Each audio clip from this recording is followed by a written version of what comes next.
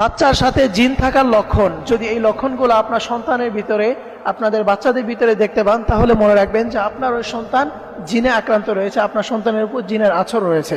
প্রিয় ভাই এবং প্রিয় বোনেরা আমার, দেখবেন অনেক বাচ্চাদের ভিতরে এই ধরনের সমস্যাগুলো দেখা যায়। এই ধরনের সমস্যার সম্মুখীন হয় অনেক সন্তানেরা, কিন্তু মা বাবা এটা খেয়াল করে না, যার কারণে তারা অবহেলা করে, যার কারণে এই সমস্যাগুলো আস্তে আস্তে দিন দিন বাড়তেই থাকে।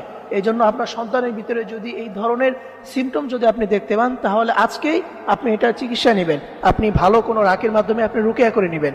মনে রাখবেন যে আপনার ওই বাচ্চা জিনে আক্রান্ত। তার মধ্যে এক নাম্বার যে আলামত, সেটা হচ্ছে যে আপনার বাচ্চা হঠাৎ করে ঘুম থেকে জাগ্রত হয়ে যাওয়া এবং ঘুমাতে ভয় পাওয়া। অনেকে দেখবেন, অনেক সন্তান আছে যে মাত্র ঘুমিয়েছে, হঠাৎ করে সে ঘুম থেকে জাগ্রত হয়ে যায় এবং ঘুমাতে ভয় পায়। অনেক বাচ্চা দেখবেন যে সারাদিনও ঘুমায় না এবং রাত্রে ঘুমাতে চায় না, বেশিরভাগ সময় সে জাগ্রত থাকতে পছন্দ করে। এই ধরনের যদি আপনি দেখতে পান, তাহলে মনে রাখবেন যে আপনার ওই বাচ্চা হয়তো জিনে আক্রান্ত। আপনি সাথে সাথে আপনি এটা ট্রিটমেন্ট নেওয়া শুরু করবেন। এবং দ্বিতীয় নাম্বারে যে আলামত, সেটা হচ্ছে টয়লেটে অতিরিক্ত সময় ব্যয় করা।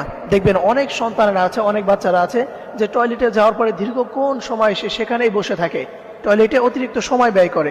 যদি আপনার সন্তানের ভিতরে আপনি এটা দেখতে পান, তাহলে মনে রাখবেন যে আপনার ওই সন্তান হয়তোবা জিনে আক্রান্ত রয়েছে। আপনি সাথে সাথে ভালো রাকির মাধ্যমে রুকিয়া করে নেবেন। এটা হচ্ছে দ্বিতীয় নাম্বার আলামত। এবং তৃতীয় নাম্বার যে আলামত, সেটা হচ্ছে আয়নার দিকে তাকিয়ে হাসতে থাকা এবং কথা বলতে থাকা।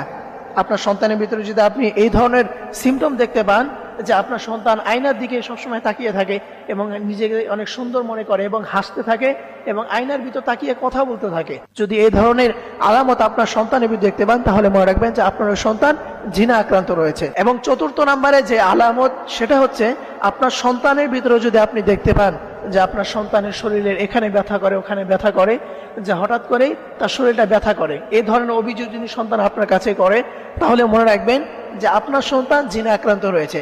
এবং পঞ্চম নাম্বারে যে লক্ষণ দেখলে বুঝবেন সন্তান জিনে আক্রান্ত, সেটা হচ্ছে ঘুম থেকে উঠে মাথা ব্যথা হওয়া। দেখবেন অনেক সন্তানের ভিতরে এই ধরনের সমস্যা রয়েছে, যখনই ঘুম থেকে উঠে তার মাথা ব্যথা করে, মাথা হালকা ভার হয়ে থাকে। এই 5টি লক্ষণ যদি আপনার সন্তানের ভিতরে দেখতে পান, তাহলে মনে রাখবেন যে আপনার সন্তান জিনে আক্রান্ত। অনেক মা বাবা আছে এগুলো বুঝে না, এবং অনেকে আছে বুঝেও এগুলাকে অবহেলা করে, বিশ্বাস করতে চায় না। অনেকেই বলে, হুজুর আমার এই সমস্যা, অথচ আমার বাবা মা বিশ্বাস করতে চায় না, অথচ আমার পরিবারে অমুক বিশ্বাস করতে চায় না। এই ধরনের কথা অনেকেই বলে। প্রিয় ভাই, প্রিয় বোনেরা আমার, জিন জাতীয় অবিশ্বাসের কোনো কিছু নাই। আপনি এটাকে যত অবহেলা করবেন, যত অবিশ্বাস করবেন, এটা সমস্যা ততটাই বৃদ্ধি পাবে। এই জন্য এগুলো অবহেলা না করে, এগুলো হচ্ছে আল্লাহ তাআলার একটি সৃষ্টি। জিন আল্লাহ তাআলার সৃষ্টি। আল্লাহ তাআলা যেখানে মানুষের কথা সৃষ্টির উল্লেখ করেছেন, সেখানে জিনের কথা উল্লেখ করে দিয়েছেন। এবং এই জিনদের নামে কোরআনের ভিতরে একটি সূরাও রয়েছে। এই জন্য এই জিনকে অবিশ্বাস করা যাবে না। এবং এই